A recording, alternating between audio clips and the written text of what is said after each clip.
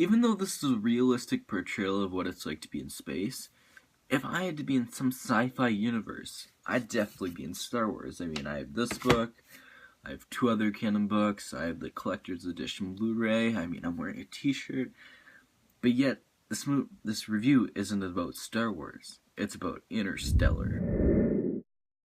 Wow. Just, wow. That's all I can say about this movie. I can't believe I went into this film knowing the bare minimum, and still be surprised after watching it, even though it came out 8 months ago. So yes, I am actually pretty late to watching Interstellar as well as reviewing it. The premise of this movie is ex-NASA pilot turned farmer Cooper, played by Matthew McConaughey, sets out with a team of explorers to travel through a wormhole in an attempt to save the human race. So that was basically all I knew about this movie, and that's all you'll need to know if you're watching Interstellar for the first time, which I doubt, because I'm one of the last people to actually view this movie, I believe. And I was skeptical beforehand. I was really skeptical going in. I'm a huge fan of all of Christopher Nolan's work.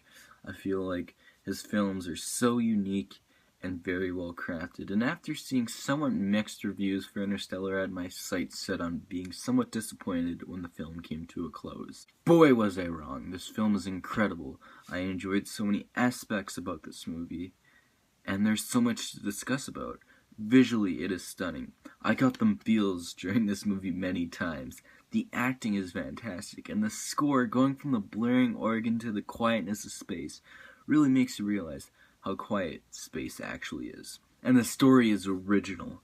Not very often in Hollywood anymore do we see a $165 million movie being made, and that is just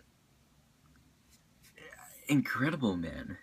It's Christopher Nolan. I don't know why I ever doubted him. Now, I thought the script was good, but it wasn't great.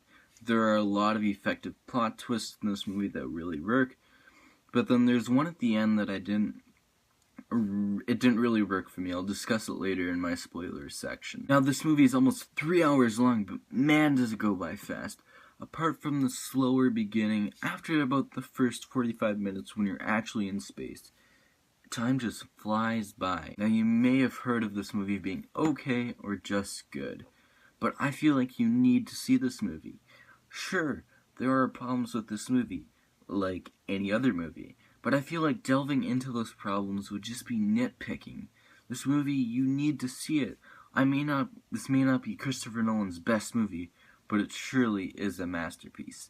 Interstellar gets a 9 out of 10. So now I'm gonna take a dip in some spoilers, so if you have not seen Interstellar, then I wouldn't really recommend watching any further from where you are right now, mainly because I went into this movie, like I said, knowing the bare minimum, went out surprised, loved it, so I want you to do the same if you have not seen Interstellar, which I'm sure there's maybe like a handful of you guys left.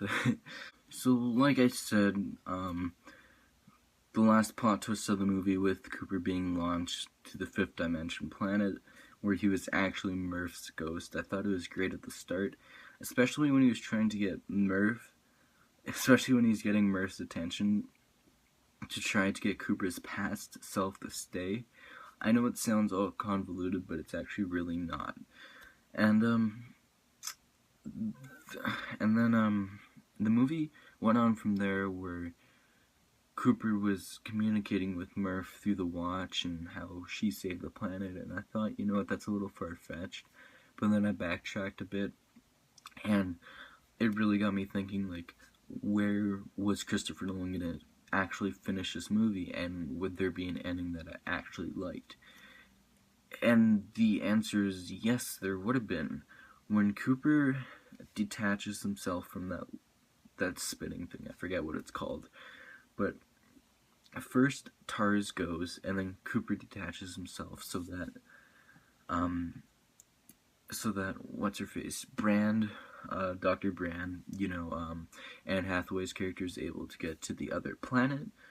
I was really expecting Cooper to die, and I wish that they would have killed him off. It would have been such an emotional ending, but then it kind of would have left Earth to die, and we would have not finished that story of actually what happened to Murph and her brother, etc., etc. So not killing Cooper, I thought it was alright, but where they went was just a little bit too far for me, and that's why I kind of downgraded my score from like that 9.5 or 10 to like a 9, just because I wasn't really happy about that ending.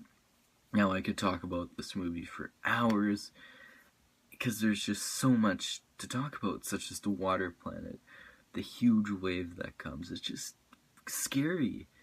I enjoyed those parts. The way they portrayed relativity of time was perfect, and it provides lots of emotion, especially partway through the movie when they actually get back from that water planet, and they've been gone for 23 years in Earth time, I guess, when they were only down there for like, what, an hour and a half or so? It's just crazy to think about that. Also, the surprise of Matt Damon being in the movie was huge. I didn't expect that. I thought it was a good surprise. Now, that's, like I said, the plot twist is the only real spoiler I had with this movie. Otherwise, I found it really fantastic, and I loved it a lot. It's definitely worth a check out. Alright guys, this has been your favorite critic 26. Make sure to smack that like button if you enjoyed this video, as well as share this video to your friends if you enjoyed it, and subscribe for more videos. Now, my next video is not a review. I finally have my top 10 of 2014 movies. My top 10 movies of 2014 finally put together after I viewed all the 2014 movies, and I feel like it's a pretty solid list. I'm actually happy with it now. So that'll be up soon, I hope. I gotta start filming it right away. So yeah, see you next time, guys.